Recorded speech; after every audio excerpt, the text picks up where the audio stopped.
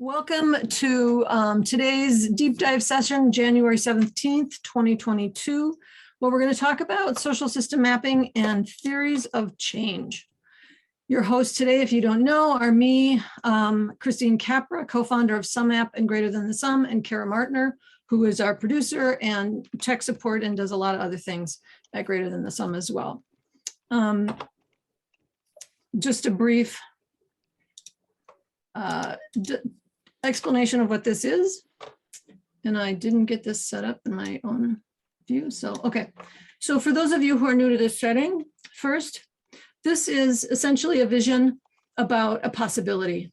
So we believe that social system mapping can help communities and change networks become self-organizing more quickly and more wisely, and can catalyze greater potential, can help catalyze greater potential in all kinds of collective transformation initiatives.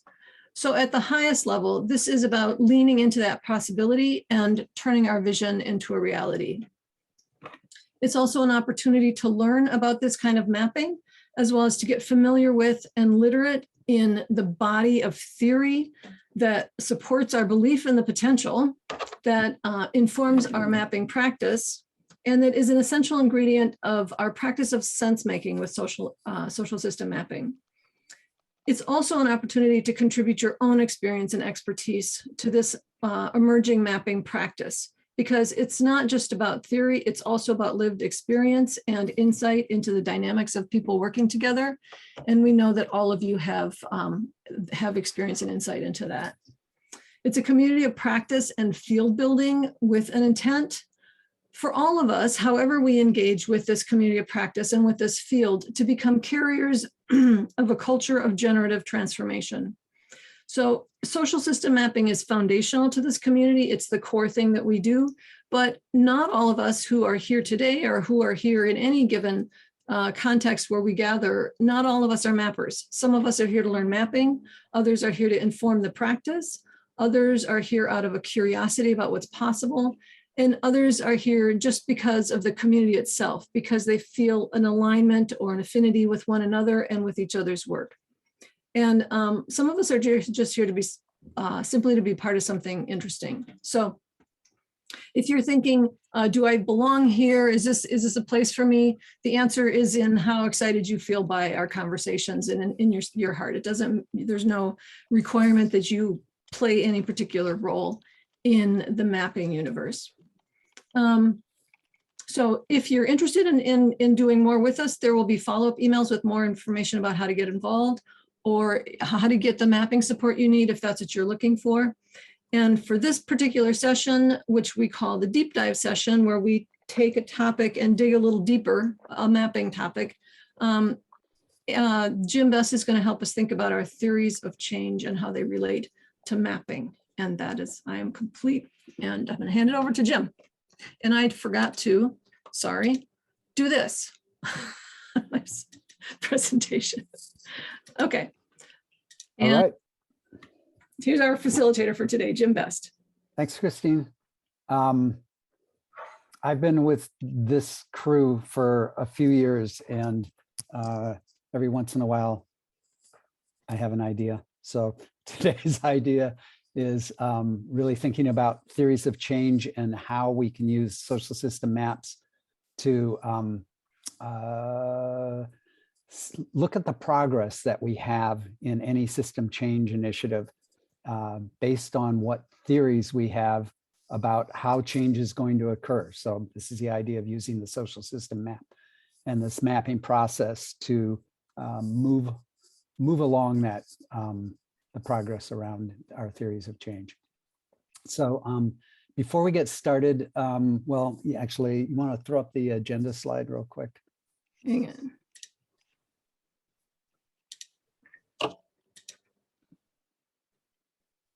So we're still in the greetings piece. We're gonna do a quick intro and breakouts with each other.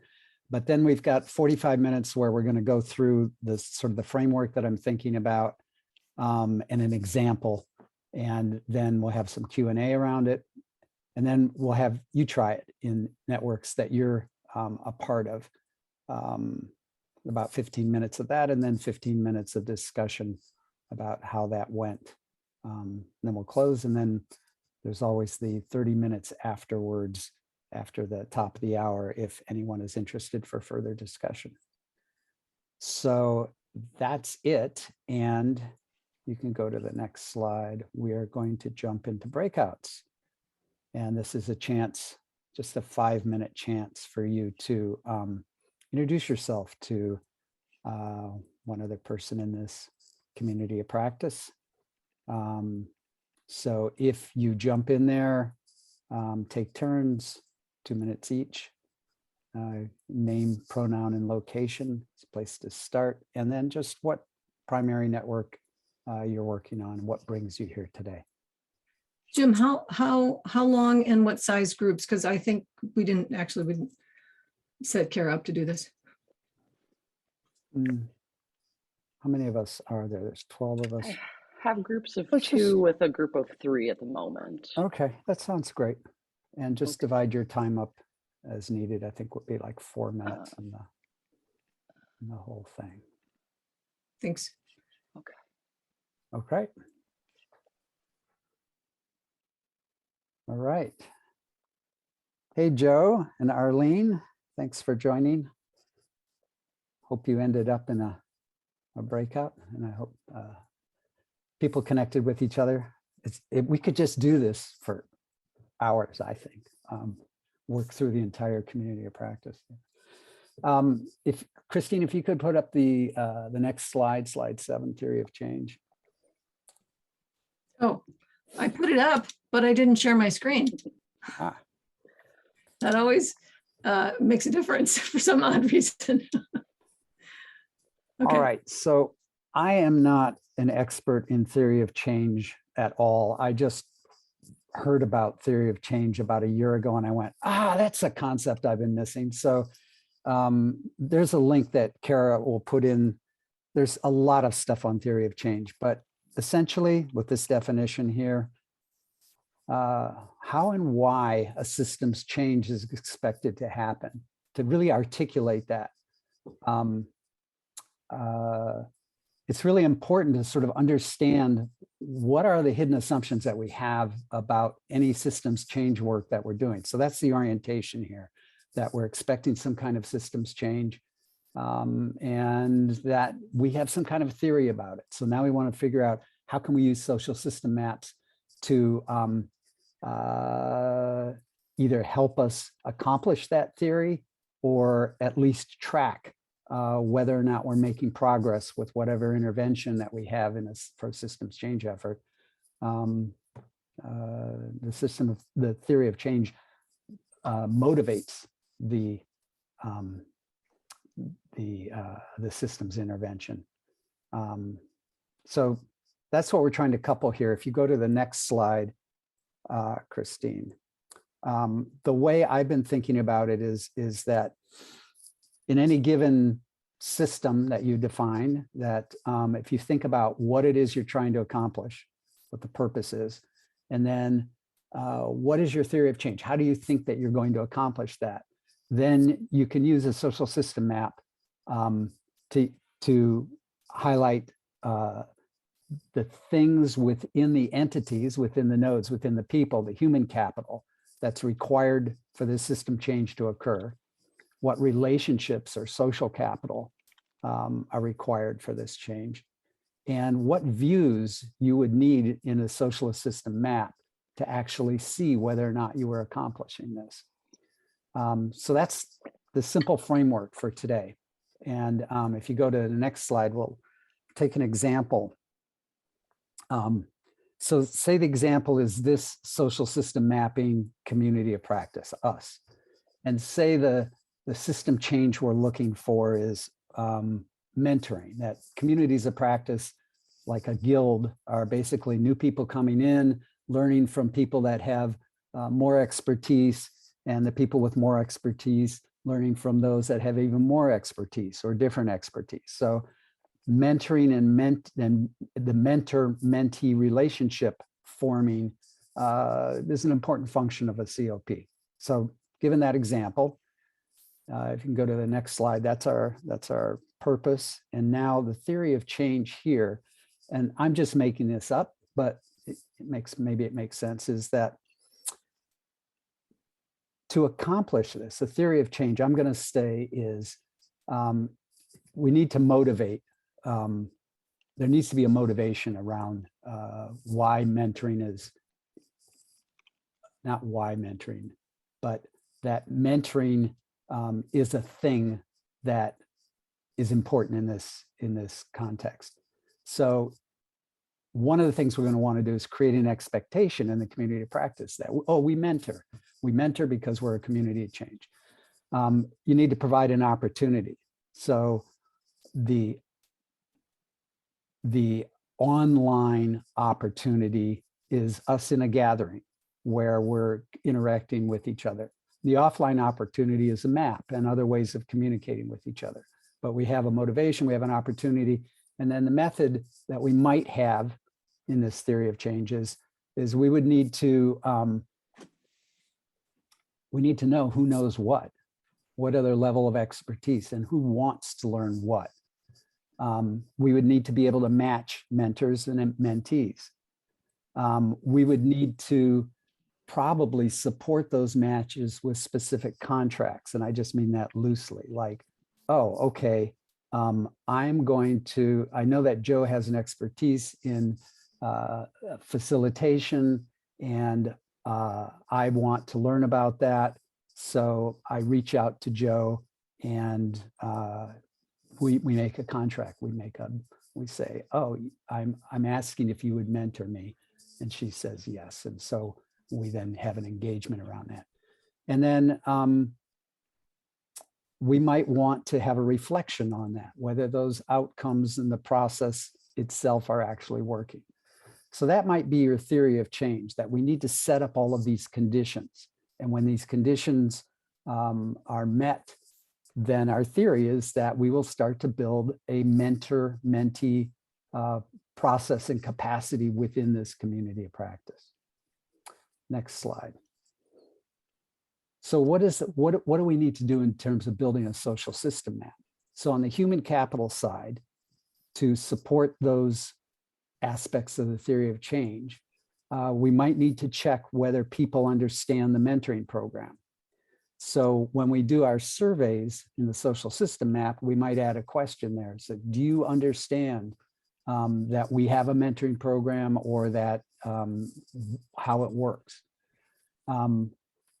We would like to know people's level and areas of expertise. So those might be questions in the survey as well.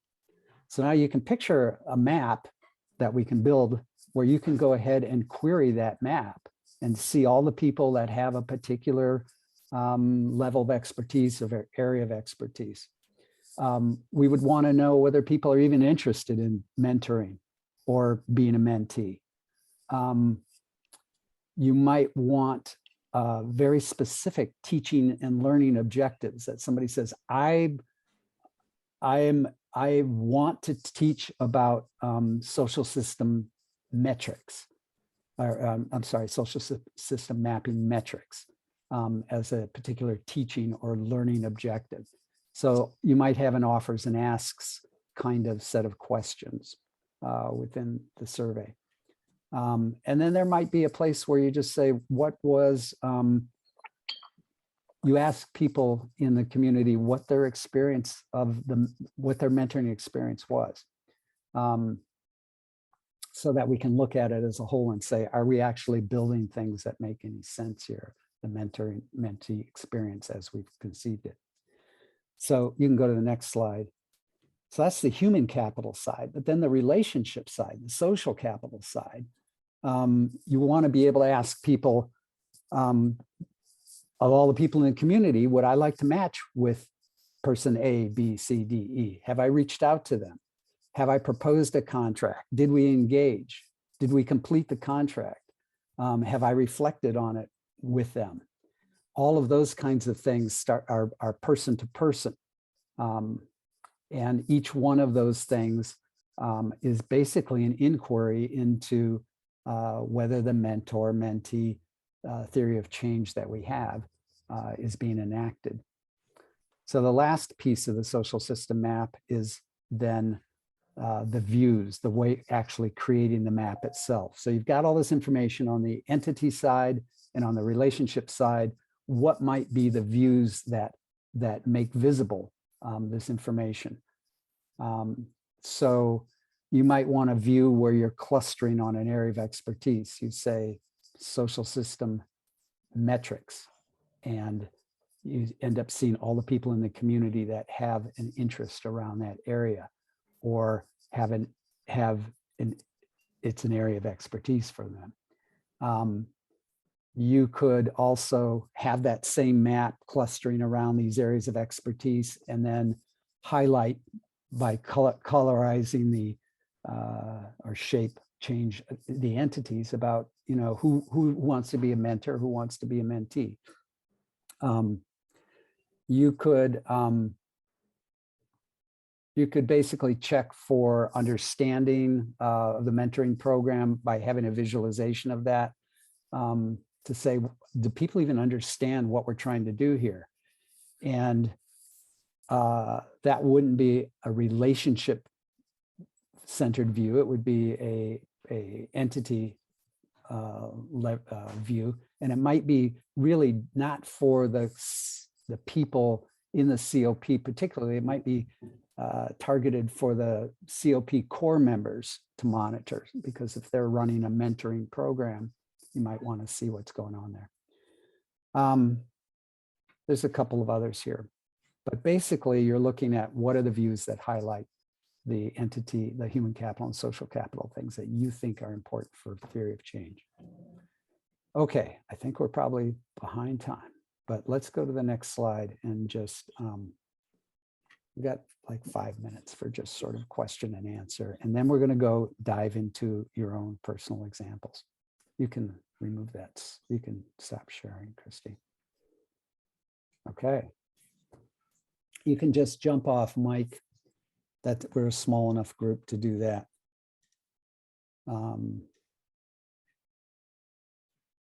What's coming up for you?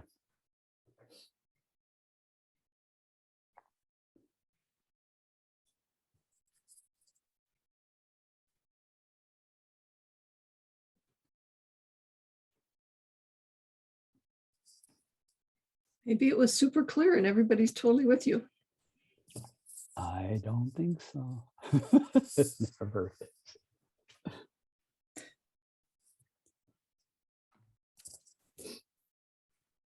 Well, I just had a thought while you were talking, which was, if you queried on do people understand the mentorship program, it's not about relationships, but you could still see where those people fit into the network, because if they're close in and well connected and they're not understanding it, that would imply that you need to clarify it more, because they have access to it, but they're just not, it's not clear.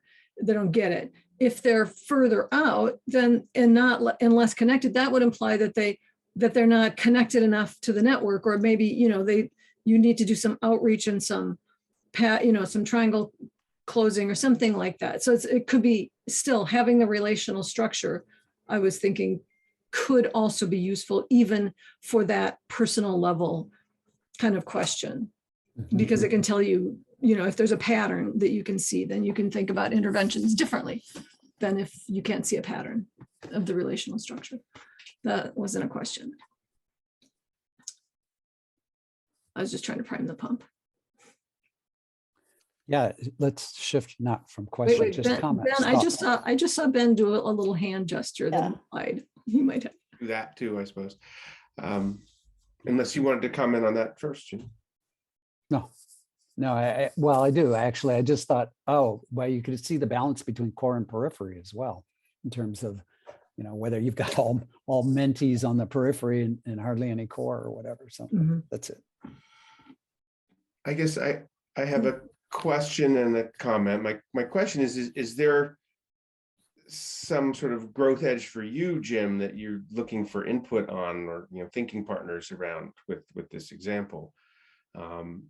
And the comment is that I was a little surprised at your example of a theory of change, because in my mind I think of that as kind of a level more abstracted, something more strategic than tactical. And so I'm just sort of, what makes something a theory of change versus just a thing you want to do? Well, Yeah.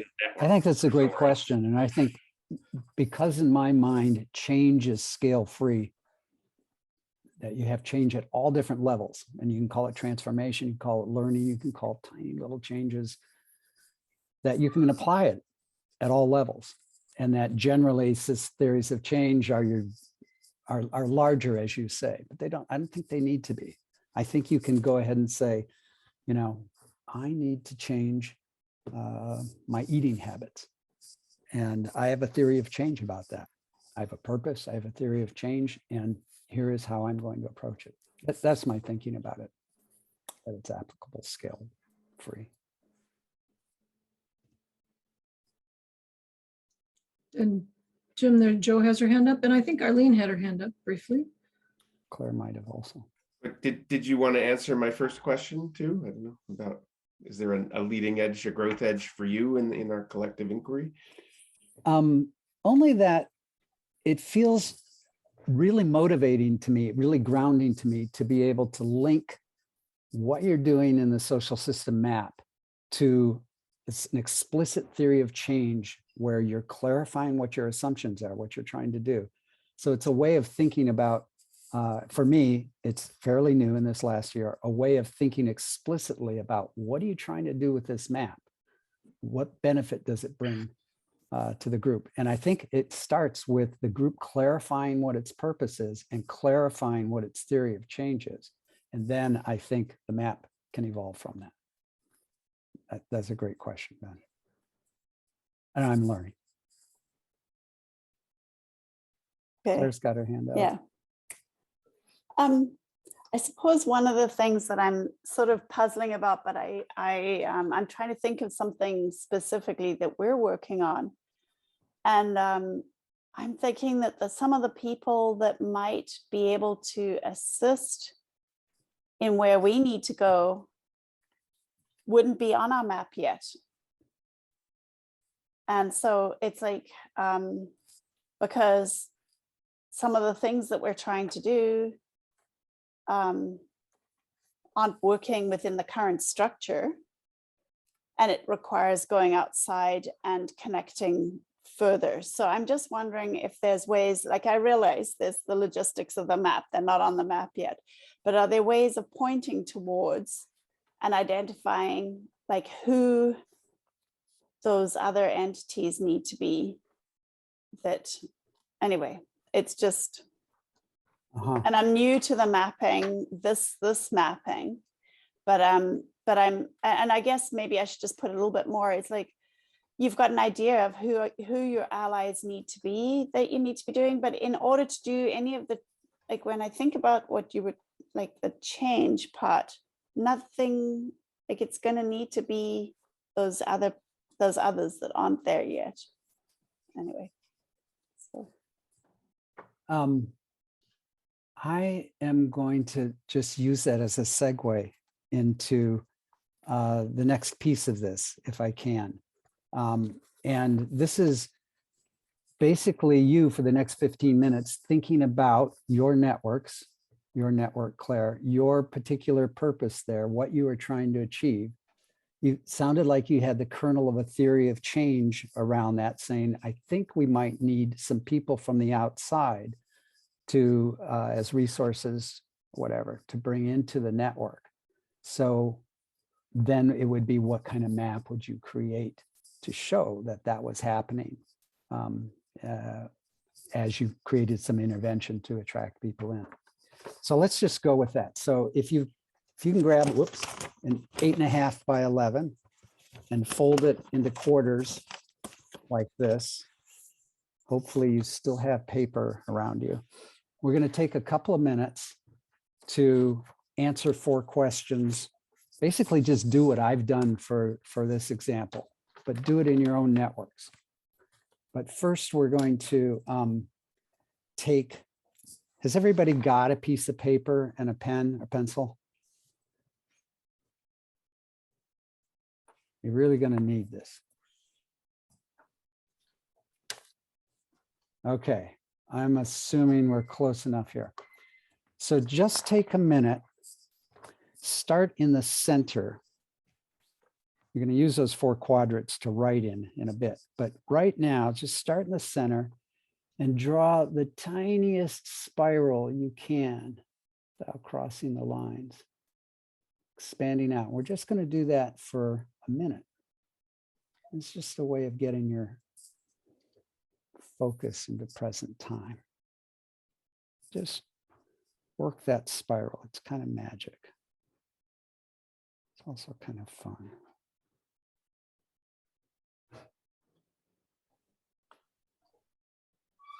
And a minute of drawing spirals is kind of a crazy thing.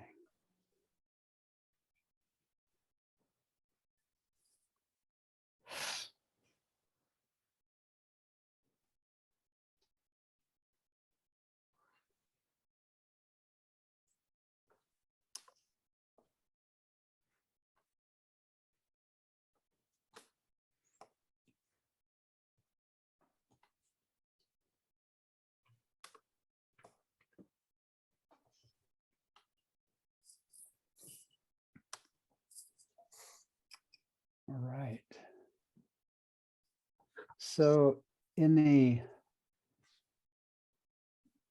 upper right quadrant,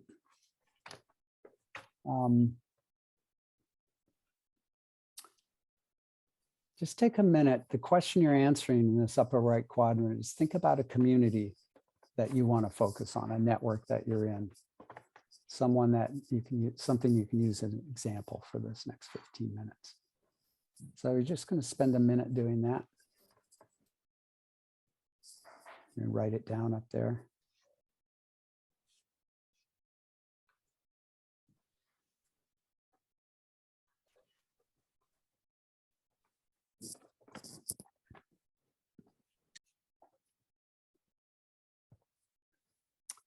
And I only gave you 30 seconds, but now go ahead and think of a purpose, something that a system change you want to see within that network, or that you're working on, or it's still in this upper right corner quadrant. That's your purpose. What are we trying to do? What are you trying to do in that network?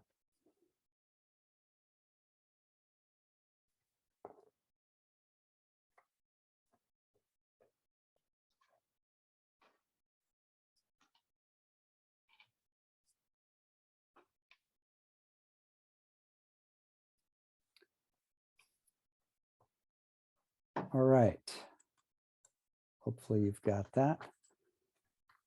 Now in the lower right quadrant, you're going to articulate your theory of change. Got your network, what you're hoping to do with them.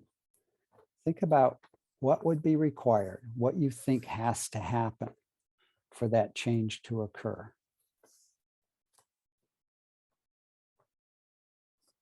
And you're thinking mostly in terms of what changes in people, what changes in relationships that you think need to occur for this larger system change that you're hoping for.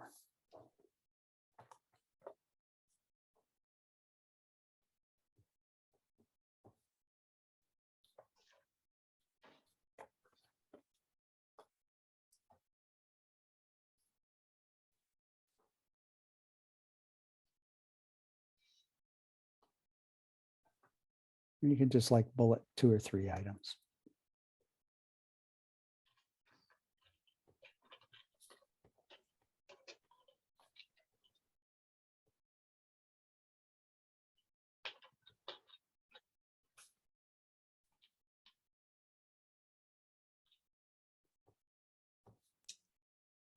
What was the top of that quadrant, Jim? I can't remember. I was. The top quadrant was just what network and what are you trying to change? Purpose. And this bottom right is what is your theory of change about how that change might occur, especially in terms of human change and relationship change.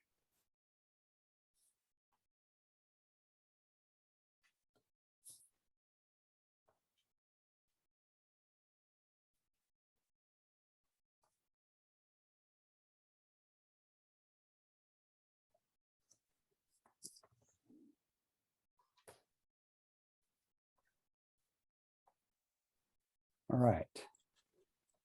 In the lower left quadrant, now we're moving to the social system map. And we're going to identify those human changes that you might build into the map survey and the relationship changes, social system changes. What are the questions you would ask in the survey? What do you need to ask people?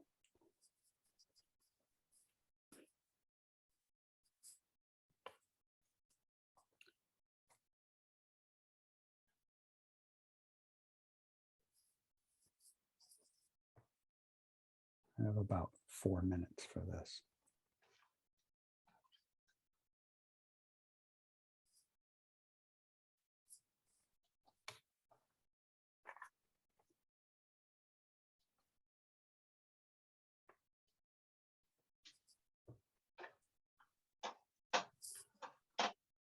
Maybe 3 minutes.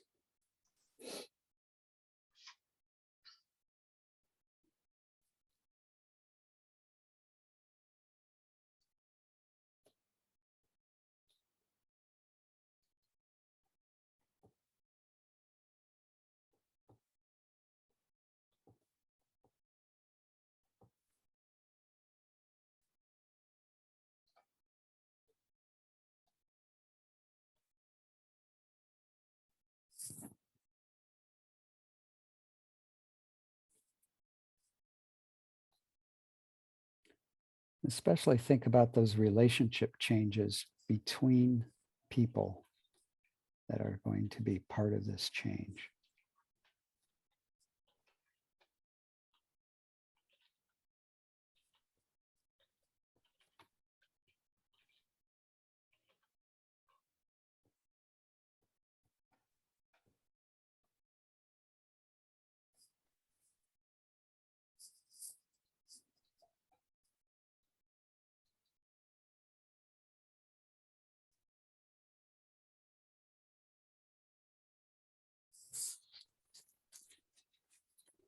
I'm kind of hurrying us along, but the last quadrant, the upper left,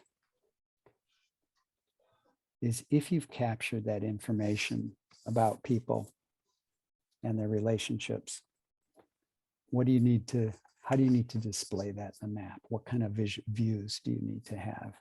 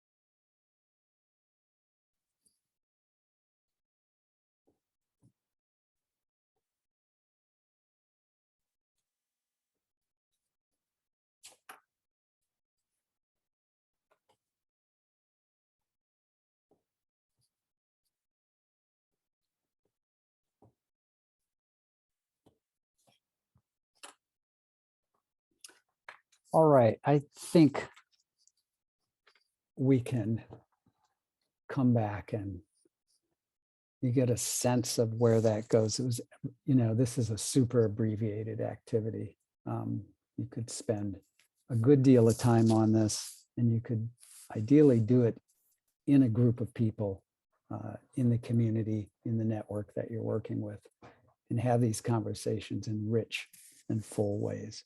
And use that as a way of building your map together.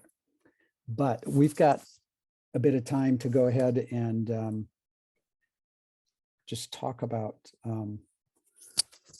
what came up, what problems you ran into, anything. We've got like 10 minutes or so to talk about this.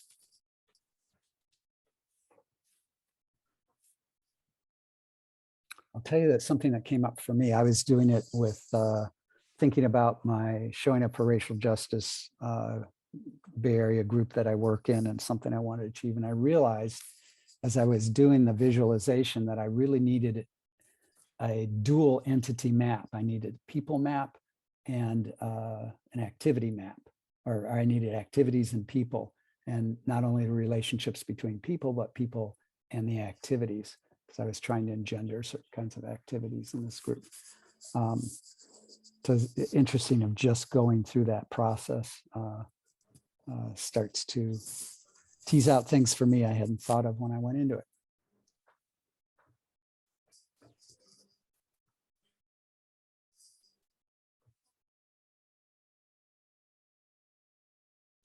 The thing that came up for me was, and just the relationship of the map to something that I've been working on and we've been working on for a while, which is greater clarity about what this is and what like what we're trying to do in this community of practice, realizing that that a lot of people don't understand that, or have been showing up without an understanding of the deeper parts of it.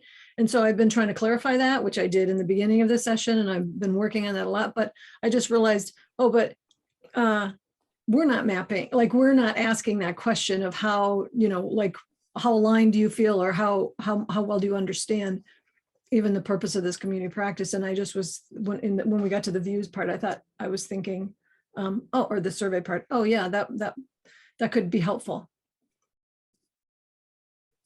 in this context. Uh-huh.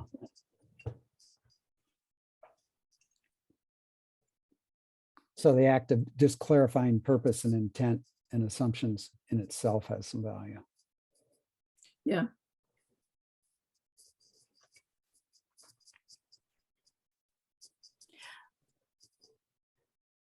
Go ahead. Yeah, I like the visualization piece. It actually sort of made the other pieces clearer to me. Mm-hmm. Yeah, I like the idea of the coloring. And I'd love more ideas, but those already working together already with projects. And then dotted lines between those not yet included to those groups. So you're still identifying them. Like, who else needs to be part of this conversation? Great. Narayan, you had an interesting comment in the chat. You want to say more about that? I was thinking about, it was coming off of what Ben had said earlier, about, like, I thought theories of change should be more abstract or describe something larger. And it was like, oh, well, maybe the theories of change could exist and in a larger, more abstract pattern could be comprised of multiple smaller theories of change that would then amount to something larger. And that's some of the work that I'm doing as well. In my piece, I was thinking about a particular movement that has a lot of resources and really talented people, but isn't yet thinking at a networked way or making much use of everything in systems thinking or complexity science. So I'd like to make a map that is useful to them, but with a bunch of people that don't necessarily have the eye for emergent patterns. So the aha moment for me coming out of this one was, how do I make a map that is really easy for someone to click on their self and to see their own individual perspective, while also being able to provide that larger abstract view so they could see it's initially extremely valuable for me, but also there's something else when I click on the second view here in presentation mode that takes me to the zoomed out. Yeah, so very helpful exercise.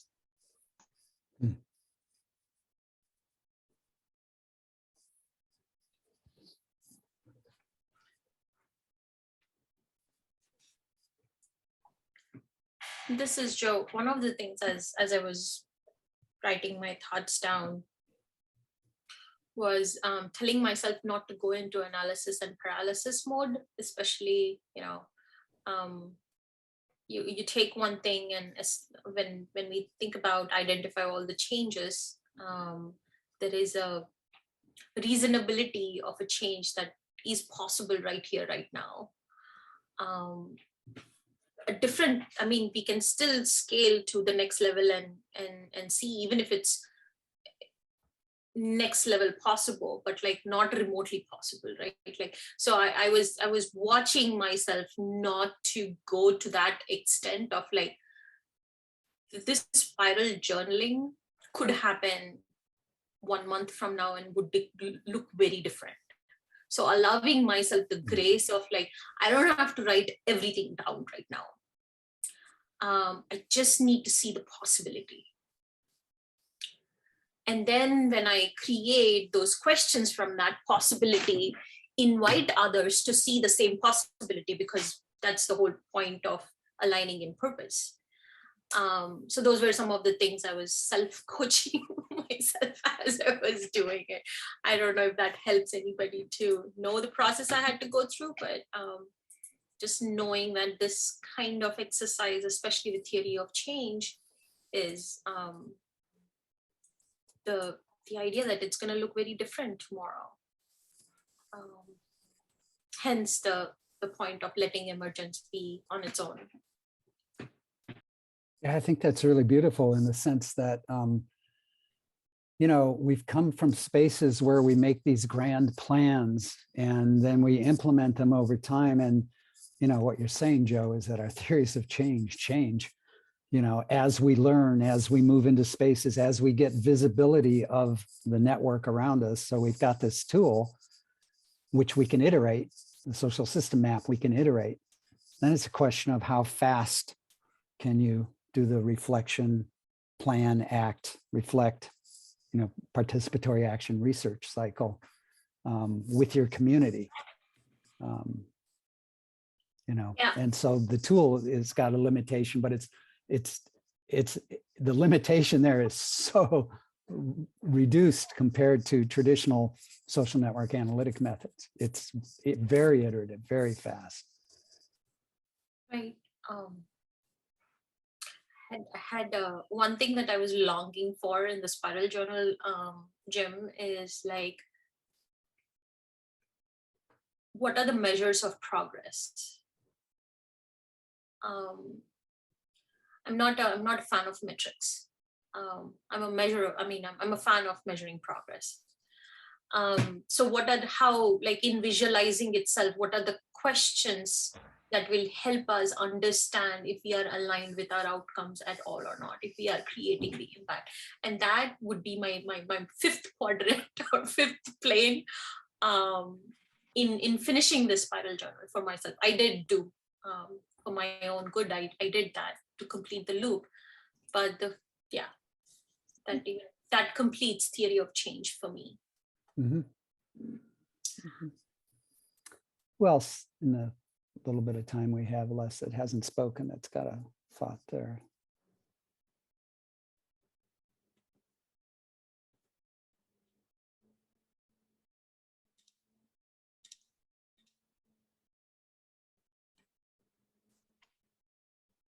Jim, may I? Yeah, please. Yeah, I was thinking it is more a question. How to facilitate a theory of change across different cultures? I mean, when each culture has a different worldview. I don't know if it is clear. Yeah, I think that's really powerful. You know, if you are exploring together, say you've got common purpose and you're clear on that, it's like if you're exploring multiple theories of change and they're culturally based, boy, having that conversation seems really an eye opener, a big learner for the community that you're working in. You know,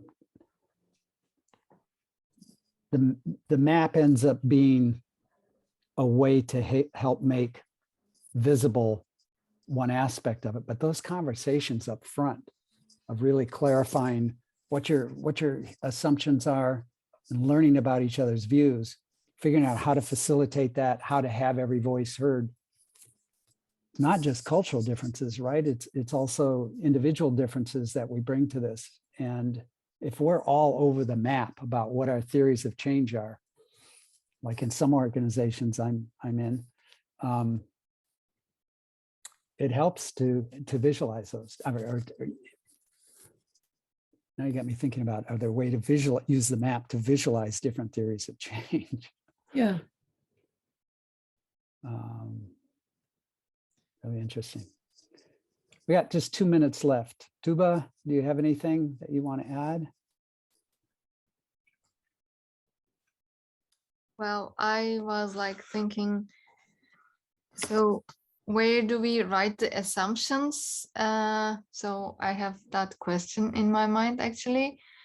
Or is it that, like, for example, everyone that are aiming the purpose, do they individually, all of them, do these theories of change, and then do we gather and discuss about it, and there we realize our assumptions?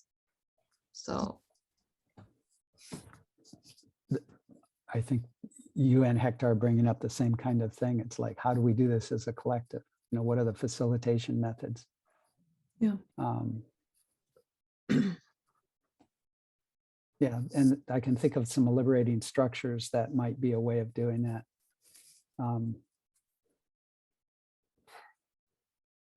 There's something called mind meld in the liberating structures, and you basically, everybody sits down and says, what's my theory in this case? What's my theory of change? And they draw, you know, the bubbles on the map that said, here's the factors that are affecting it. You do that individually, and then you get together in pairs and you compare your mind maps about what the theory of change are. And then you create one together that incorporates both of them. And then your group of 2 goes with a group of 4 and you do it again. You mind meld the mind maps that your pairs have come up with. So then you end up with, you can do that a few times, and then you end up with, in the group, you know, 4 or 5 consolidated theory of change maps that are, you know, put up on the board that everybody can see. It's a really fantastic exercise for doing exactly what Hector, what both of you were saying. You can find that under liberatingstructures.com. Just look for mind map. It's a structure that hasn't been fully sanctioned yet, but it's all right. I think we're at the 55 mark. Thank you all for playing, and hope some of this is useful. Christine, back to you. That was great, Jim. I appreciated your little exercise. It actually helped me get some clarity about some things I've been, you know, working with a client, and just like added a little bit more structure to the inquiry. So thanks for that a lot. And I wanted to just sort of make a final comment, both for, you know, Hector and Tuba's questions. I don't believe that it's 100% crucial to have a super clear, absolutely everybody agreed with purpose for the overall network in order to map it. I think the biggest question for me when I'm mapping, I mean, the more there is one of those, the easier it is to do this process, and the quicker the map will start to make sense to people. But I think that even that sometimes has to just emerge from a lot of interactions. Like I know of a network where, you know, for years, they're still not on the same page about that, but they're trying to figure out how can they nonetheless make some change without everybody being on the exact same page, because the network is, you know, a network of conflicts where there's real strong differences about how to care for a certain wooded area. And that includes loggers and, you know, Native people and activists. So it's a really complex network. But what to me seems like the most crucial thing that I've started to realize, I don't know how to help people with a map unless, is knowing what kind of interactions you want people to have. So not just we want people to be connected, but what do you want them to actually do? And maybe that is simply listening to each other in, you know, in a conversation where they're really trying to be open and hear each other's dissents, et cetera. Maybe a lot of that is the first step to getting to moving to purpose. And so, or maybe what you want is a lot of mentoring, or maybe what you want is a lot of resource flows. I think that the biggest question for me is always, what is your, okay, given whatever it is you're trying to do, what do you want people to do differently with each other? And once you've got that, so that's like, to me, the core theory of change of a social system app is, what do you want them to actually do differently that they're not doing now together, or more of? And that when you get to that, then I think having a higher purpose is very helpful to know even what that might be, but that might be as much as you can conceive of at the moment. So I don't want to imply that we want to get really bogged down in preparing forever before we start to actually map and think about what's on the map. That's the last thing I want to say. And then I want to hand it over to Ben, because Ben has a really cool initiative that we're doing to strengthen our community. And I want him to share it. He'll give him a moment to share that with you. Thank you so much. Yeah, so this is a gift to the social systems mapping community practice, and anyone who's interested in that community practice, whether they're a part of it currently and even peripherally, or maybe brand new. So you could invite other people to it as well, who may not have been a part of things. It uses a process called the 6 conversations, developed by the consultant Peter Block about a dozen years ago, featured in his book Community: The Structure of Belonging. And these are conversations designed to replace patterns of patriarchy and power over and control with patterns of restoration and liberation that allow a community to do transformational work that kind of touch all of the key elements that are required for that work to happen, knowing that it's not always, it's almost never easy work to do. Although the conversations themselves are an experience in some ways of a transformed space, because you're practicing these new patterns of connecting with one another. And it's, at its most basic level, it is about deepening our relationships. So you could come to one or more of the conversations simply to get to know people better, and it's also, I'm using a little more than my time here. I'm looking at the wrong doc for some extra notes, just to remind myself. It's a way to explore what this community practice might make possible for you and for others and collectively. And we're also, out of that, looking for to expand our core group of community stewards that are nurturing this. They happen on Tuesdays at 11 a.m. Central. There's a long session tomorrow, 3 hours. You could come to just the first hour and a half of that if you wanted. And then they're going to be 45-minute to 1-hour sessions at that time every week thereafter. So if you want to know more, you can stick around, or I can drop my email in the chat. Or you can find me on the Slack.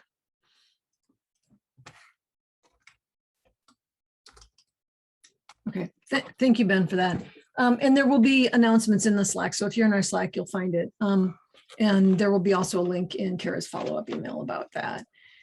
And so for those of you who are new, we have a little goodbye ritual, which we'll do now. And then if you need to stop now, you can jump off. And if anybody wants to continue the conversation, just stick around. So the goodbye ritual, since we've gone over, I'm rushing, is everybody unmute.